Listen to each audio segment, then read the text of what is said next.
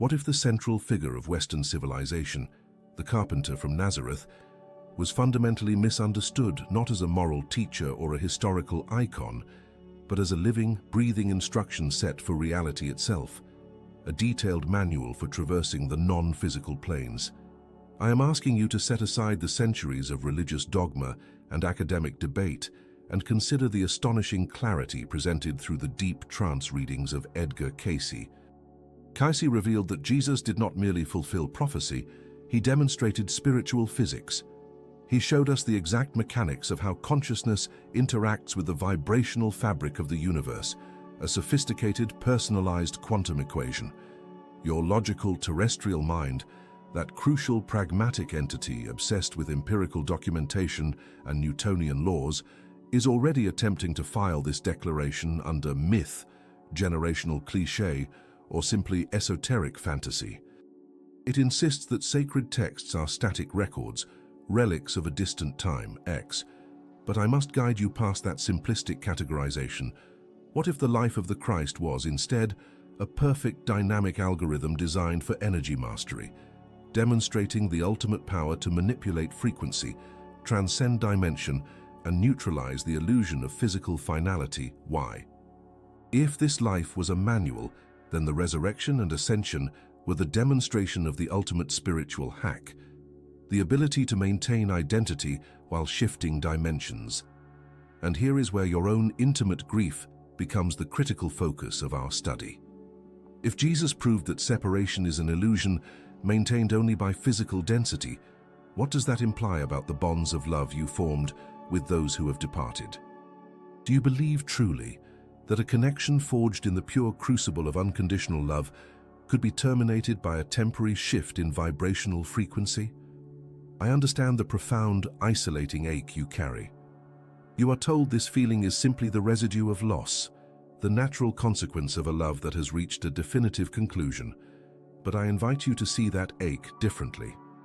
What if that powerful emotion, the unmistakable quality of that longing, is not proof of absence but irrefutable evidence of a constant, uninterrupted signal? Your heart is not merely broken, it is operating as a high-gain spiritual antennae, tuned precisely to the new frequency of your beloved departed. The 5 subtle signs we are about to explore are not platitudes or coping mechanisms. They are the psychic fingerprints left when 2 distinct consciousnesses, one dense, one freed, meet on the quantum plane established by the mastery shown by Cayce's Christ. These signs prove that the bond has merely intensified, shifting from a physical conversation to a pure vibrational resonance. Do you ever experience a sensation so specific, so perfectly tailored to a shared memory, that the idea of it being mere chance feels ludicrously inadequate? This is not sorrow, it is signal transference. This is not imagination, it is confirmation. We are about to unlock the language of the non-physical, using the ultimate quantum manual as our guide. Are you prepared to stop viewing your loss as a void and start treating it as the access key to a continuum that never ceases? Your mind, that magnificent, disciplined instrument obsessed with measurable reality, attempts to quarantine the radical notion that your loss is an access key. It fights fiercely to categorize the profound, vibrating ache you carry, not as a signal but as a symptom. The world, too, rushes in to provide the soothing, clinical label. You are experiencing grief. Your feelings are categorized, scheduled through stages, and defined as a necessary, painful process that must ultimately conclude in closure. I must reveal to you why this categorization is dangerously inadequate, why the moment you accept that heavy, consuming sensation as mere psychological grief, X, you inadvertently turn the access key off. The logical part of you, the skeptic already standing guard at the periphery of this conversation, demands that the pain be finite, that it eventually diminish to a manageable memory, because that is the only way a linear reality can cope with the staggering power of eternal love. But I am asking you to recognize a fundamental law of spiritual physics, the intensity of your separation. Anxiety is not proof of a wound that needs healing, but proof of a conversation that refuses to terminate. Look closely at the quality of this pain. Does it feel like a dull, universal ache that could belong to anyone? Or does it possess a fierce, specific character, a frequency uniquely coded to the soul of the person who departed. If you pause, you will recognize that your suffering does not feel like the general malaise of loss. It feels like the magnetic pull of a massive body that has merely shifted orbits. This intense magnetic force is not emotional residue. It is a signature frequency. Why? Edgar Cayce taught us that emotion, particularly love elevated by intentional connection, is the ultimate non-physical currency. It is the spiritual fuel that bridges dimensions. When a soul transitions, the love generated during its physical tenure does not dissipate. It becomes pure, potent, transmitted energy. What you are calling sorrow, I call the activated tuning fork of your own soul. The depth of that profound sense of absence is the precise measure of how closely you are still tuned to the other side of the veil. When you feel that sharp, inexplicable pang in your chest, that moment when the reality of their absence is almost physically unbearable, that is not a failure of emotional regulation, my friend. That is the moment of signal transference. That is the departed soul's signature, hitting your receiver with maximum force. Are you prepared to stop mourning the void and start interpreting the signature? Your pain is not a pathology requiring a cure. It is the activated key to the continuum. It is the undeniable evidence that the structure of love cannot be broken by physical death, only transformed into a vibrational language stronger than silence. We now hold this key in our hand, but to truly use it, we must understand the core operating instructions, the forgotten teachings of Jesus that Cayce brought forth, which redefine the very nature of consciousness and connection. Will you choose to see your aching heart, not as a burden to be discarded, but as the only necessary tool for unlocking the greatest mystery? What if I invited you to look at the life of the Master, not through the stained glass of ritual and centuries of human interpretation, but through the clinical documented reports provided by a man speaking from the deepest stratum of cosmic memory? I am speaking now of Edgar Cayce, the sleeping prophet, whose life's work was meticulously recorded by stenographers, compiling over 14,000 verified readings that cut through religious dogma like a laser through mist. Your pragmatic self, the part of you conditioned by history and tradition, is already attempting to file the concept of Christ under historical biography, theological dogma, or perhaps merely a powerful psychological archetype X. This is the mind desperately trying to keep divinity at a safe, uncopyable distance. But Cayce's documented evidence, retrieved from the Akashic records with astounding consistency across decades, reveals something breathtakingly different. The Christ is not a unique personality, but the absolute perfect spiritual pattern. Why? This is not theology, my friend. It is spiritual physics demonstrated. Cayce's readings consistently assert that the life of Jesus was a meticulously engineered series of incarnations, each one a step preparing the soul for the ultimate achievement, achieving total conscious unity with the Creator while still operating within the physical realm. The final result, the power to heal, to walk on water, to transcend the grave, was simply the visible output of a perfectly calibrated internal operating system. I ask you now, do you feel the deep, unsettling resistance when someone suggests that the Christ consciousness is not exclusive, but universally available? This fear is the residue of old training, the notion that divinity must remain locked in an inaccessible vault. But Cayce gave us the blueprint. He showed that Jesus' path was not a miracle to be worshipped from afar, but a precise energetic formula that any soul could duplicate, provided they were willing to pay the price of total self-mastery. The ultimate documented proof is that the state of being known as the Christ is not something you believe in, it is something you become. This revelation is the hidden key to connecting with the departed. Why? Because the dead, those existing beyond the veil of physical perception, do not respond to your dogma, your fear, or your intellectual understanding of God. They respond only to the highest frequency of unconditional, selfless love, the exact vibrational signature of the Christ pattern actively generated within you. When you align with that pattern, the radical forgiveness, the total absence of judgment, you are not performing a religious act. You are transmitting on the soul's clearest frequency. You are replicating the only language the non-physical realm truly recognizes. This is your mission now, to cease treating the Christ as a historical figure and start treating it as the living instruction manual for your own consciousness. Will you begin to treat your life right now as the living laboratory where this sacred pattern can finally be copied and activated? What if I told you that the barrier separating the living from the so-called departed is not a wall of cold stone or an abyss of final nothingness, but merely a difference in vibrational rate, a tuning dial set to a slightly higher bandwidth? This is the truly revolutionary insight Cayce provides, the framework that shifts our perception of reality from linear existence to continuous frequency.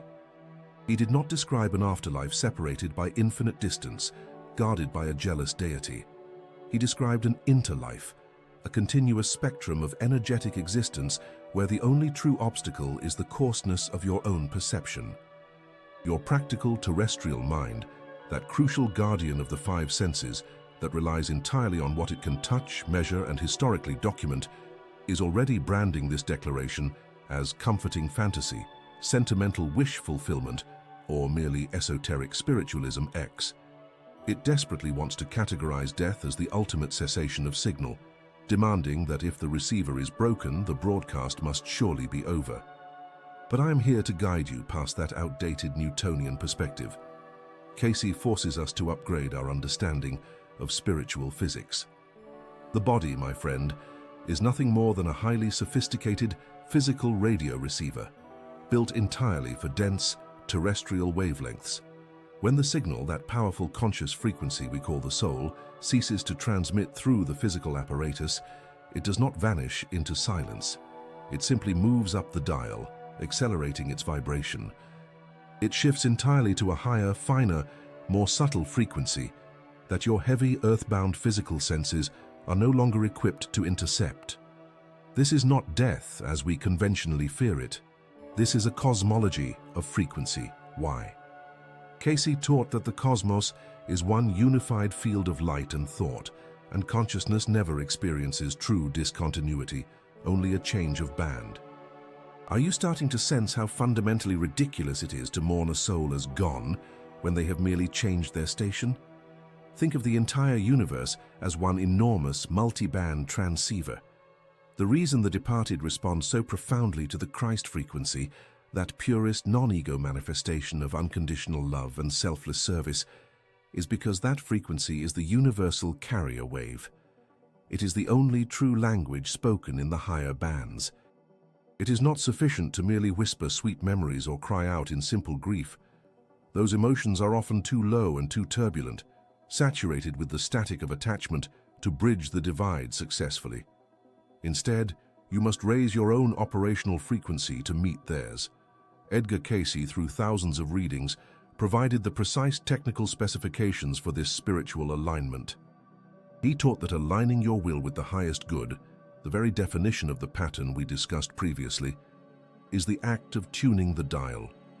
It is the spiritual practice of clearing the static from your own mental field and finding the exact harmonics they now occupy. When you live in accordance with that pattern, you stop searching desperately for a sign. You realize you are already vibrating on a resonance that makes constant, silent communication inevitable. The central question shifts. It is no longer, do they exist? But, am I tuned in? Your task, if you accept this sacred framework, is to cease fearing death as the annihilator and begin embracing your life as the preparation for the ultimate upgrade in transmission capability. Stop treating every choice as trivial. Start treating every moment of kindness, every decision to choose love over fear as a fine adjustment on your spiritual radio dial. Will you now choose to become the living antenna for the higher bands? You have chosen to become the living antenna for the higher bands, aligning your intention with the vast, loving frequency of Christ consciousness that Edgar Cayce revealed was the blueprint of creation. But once the dial is turned, how do you distinguish the true, deep earth signal from the distracting, everyday static? You are investing your most precious energy into this practice, and your pragmatic earthly self demands measurable proof.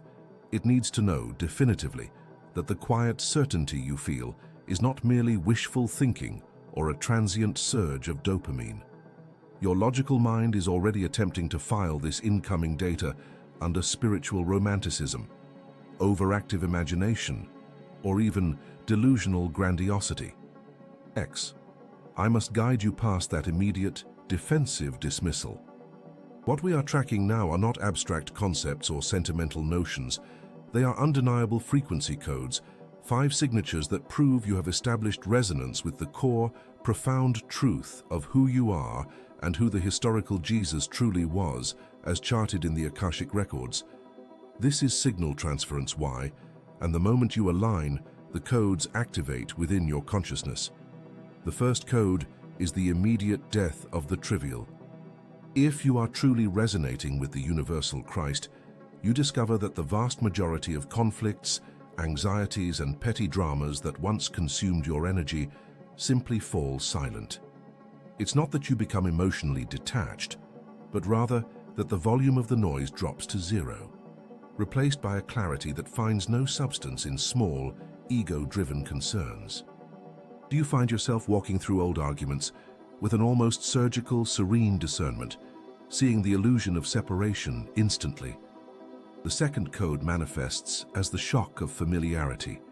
When you encounter high spiritual truths, whether through a sudden insight, an ancient text, or a simple moment of deep presence, it hits you not as new information to be memorized, but as a profound, aching recognition.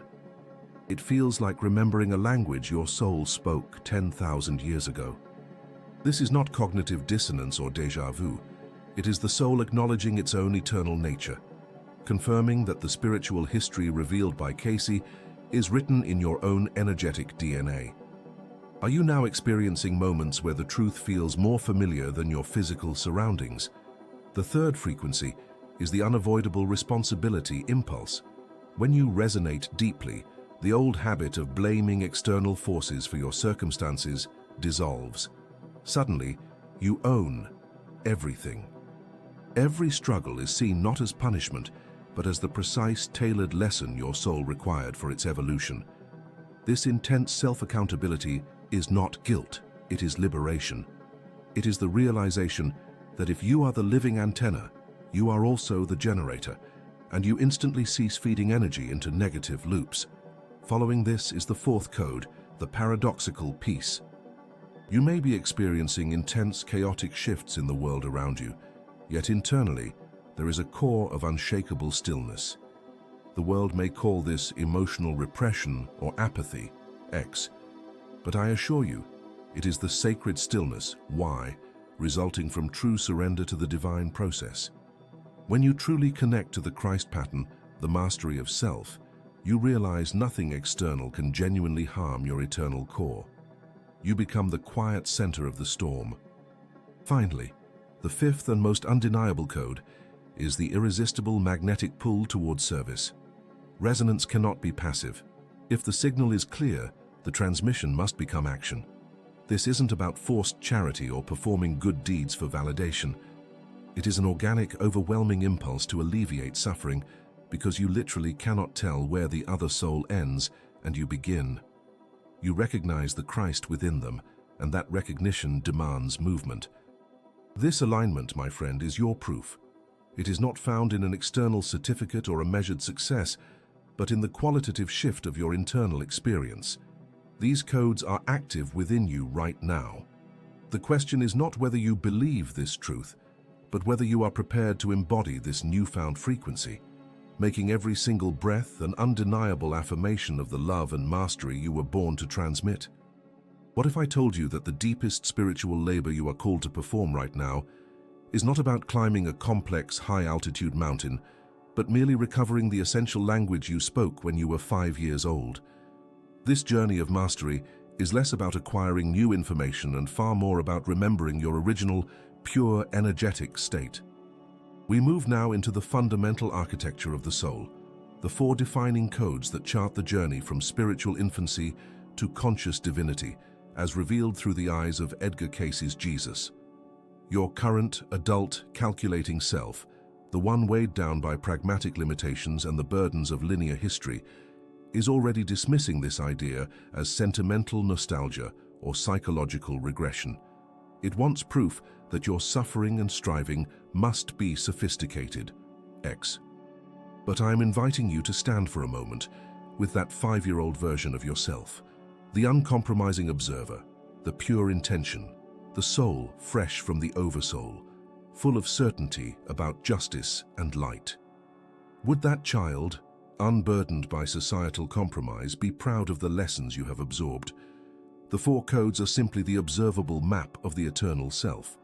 First, there is the code of repulsion.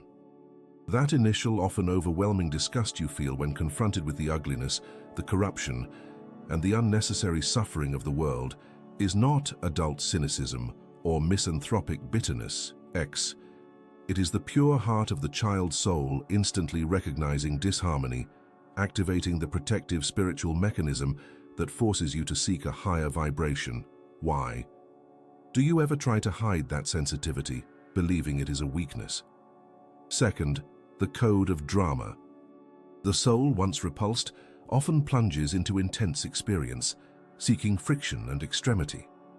This is not reckless immaturity or attention-seeking behavior. X. This is the soul deliberately entering the training ground, accelerating its capacity for empathy and compassion through first-hand experience of light and shadow. Why? It must learn to balance the scale. Third, the code of the thirst for service.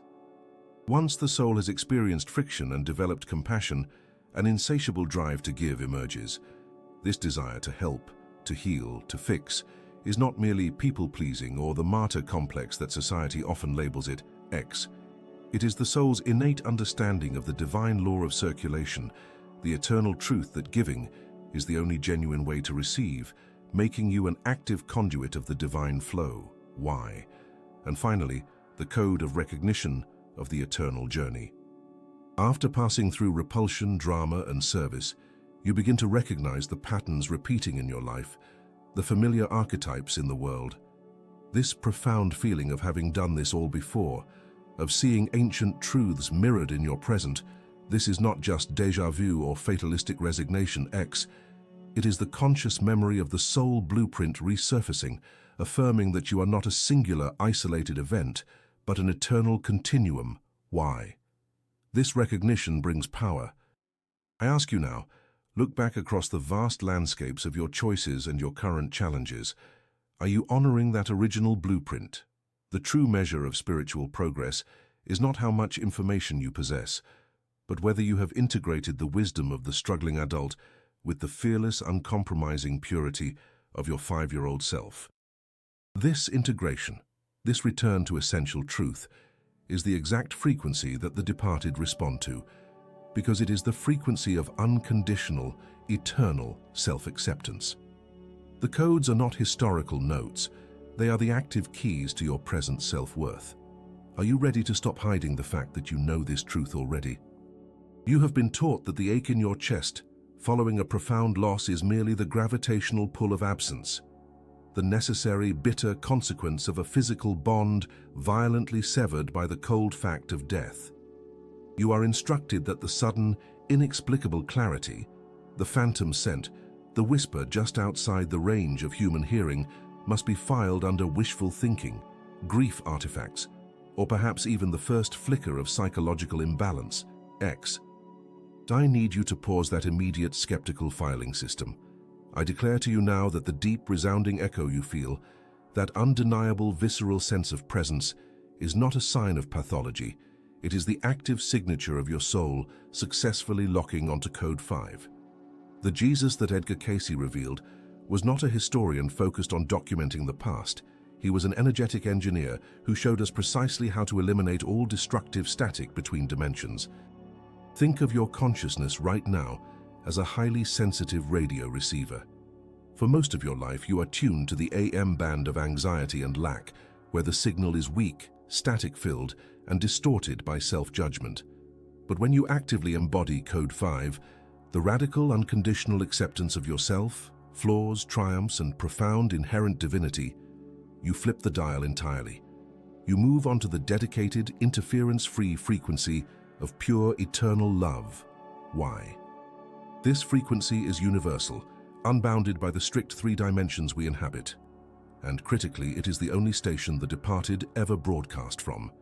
They do not respond because you begged in sorrow or because they are lingering ghosts bound by terrestrial unfinished business.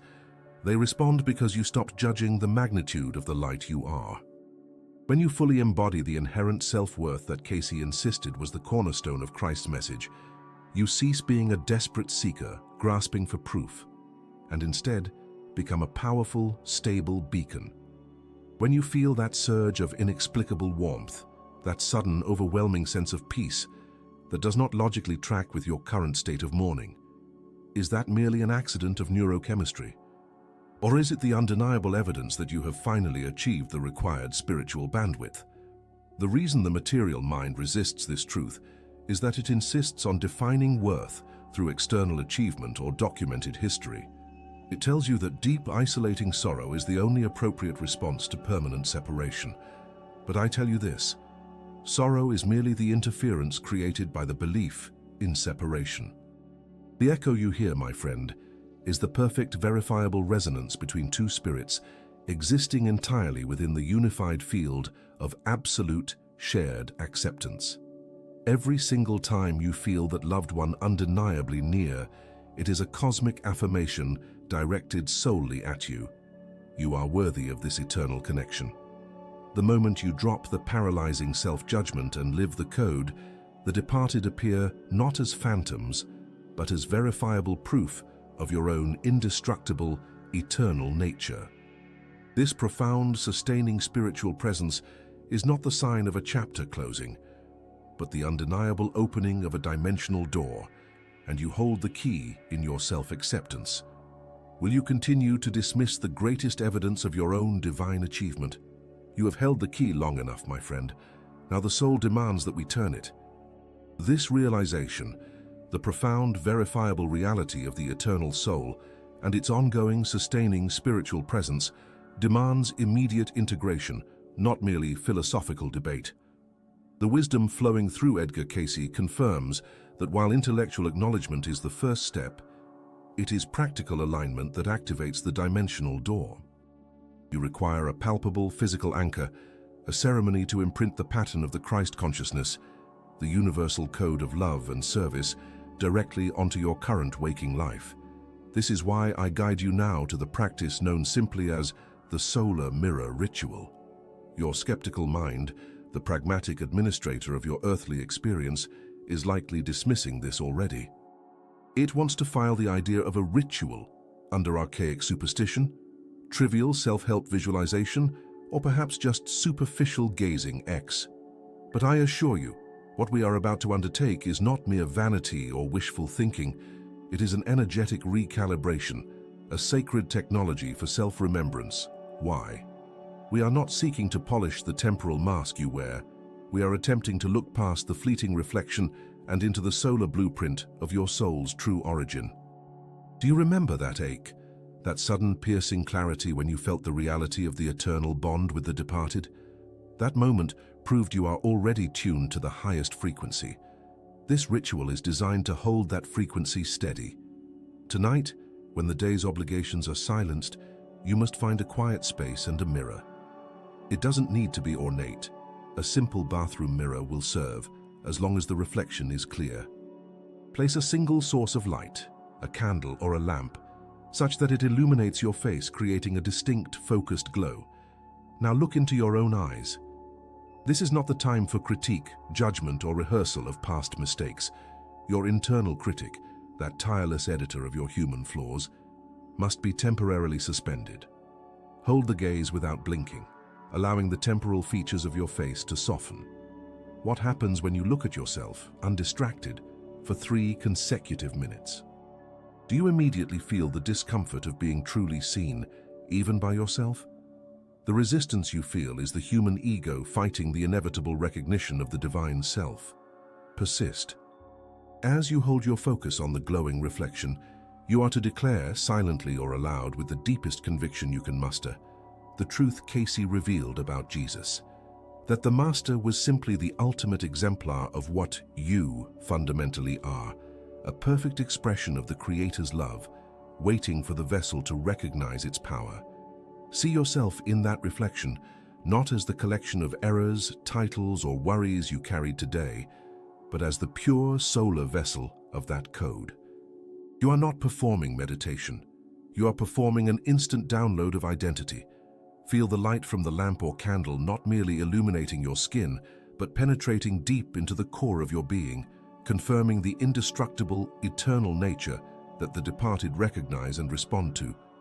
This deep certainty that you are not broken, but whole, complete, and divine, is the spiritual tuning fork that ensures continuous, loving communication across the veil. This powerful, immediate act anchors the lessons learned. You are not merely a person seeking spiritual comfort. You are a luminous being, actively recalling the pattern written into your cosmic DNA. Will you dare to use the most honest mirror you possess to finally look the divine achievement that is you directly in the eye? Do this tonight, and watch how quickly the patterns of remembrance and the proof of the dimensional door begin to flood your waking life. There is a silent, sacred agreement that occurs the moment profound spiritual truth is recognized not by the intellect, but by the spine, a knowing that vibrates far below the level of mere thought.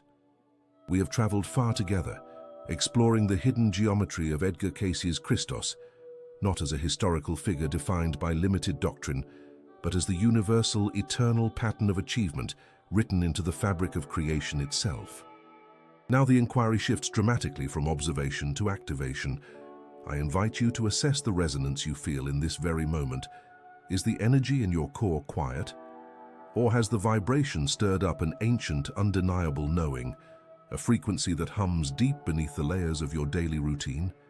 Your logical self, already reaching for skepticism, wants to categorize this stirring feeling as mere excitement, intellectual stimulation, or the temporary rush of new information.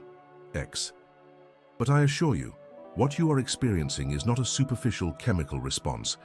It is the alignment of your cosmic self to its original broadcast signal, Y. This signal is the Logos. What if I told you that the greatest barrier to receiving direct spiritual confirmation, to hearing the voices of the departed, or to manifesting rapid, transformative change is simply the lack of definitive commitment? It is the soul's equivalent of a dial that is always, almost tuned in. The universe, which is nothing but responsive energy, requires a clear, committed utterance, a frequency lock. The wisdom of the ages, channeled through Cayce, insists that this lock is achieved when you consciously claim the principle that governs your existence. This is why, if you felt this frequency, if you recognize the undeniable truth of the universal Christ principle as the blueprint for your own divine achievement, there is a simple, powerful action you must take. It is not an arbitrary exercise. It is the instantaneous repositioning of your soul's magnetic north. When you use the word code Logos, you are not merely typing letters or reciting a script. You are declaring yourself to be the embodiment of divine pattern, aligning yourself with the original vibration of consciousness that structures all reality. Are you ready to stop being merely the recipient of information and begin to function as the full transmitter of light? I ask you to use this word as an energetic signature, a sacred handshake across dimensions. When you speak or write Logos, you are signaling to the very forces that sustain life and to every departed soul tuned to the highest frequency of unconditional love that you are ready to engage in the true work of remembrance. This commitment is the key to accelerating your spiritual awareness 100-fold. It is the practical step required to open the channels Cayce described, ensuring that the dimensional door swings wide open to prove the reality of eternal connection. Logos is not merely a word, it is your declaration of identity. Use it now to confirm your willingness to embody the divine pattern, and watch how swiftly the universe responds to your truth. We have arrived at the final, sacred culmination of this journey, my friend. After charting the hidden map of Cayce's revelations, after witnessing the practical physics of the Christ consciousness, and after declaring the Logos as your statement of spiritual citizenship, one single breathtaking realization must solidify everything.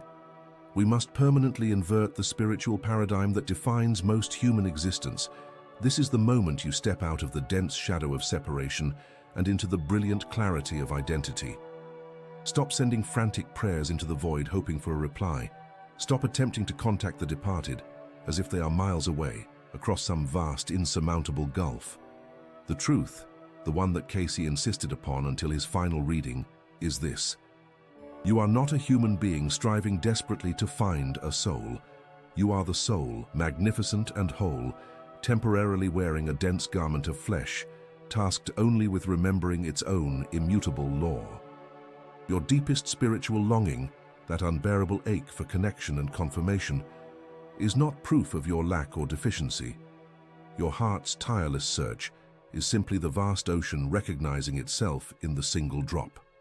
Your logical mind, trained by decades of material conditioning and often by theological rigidity, is already attempting to dismiss this ultimate declaration as mere emotional release or philosophical abstraction, X.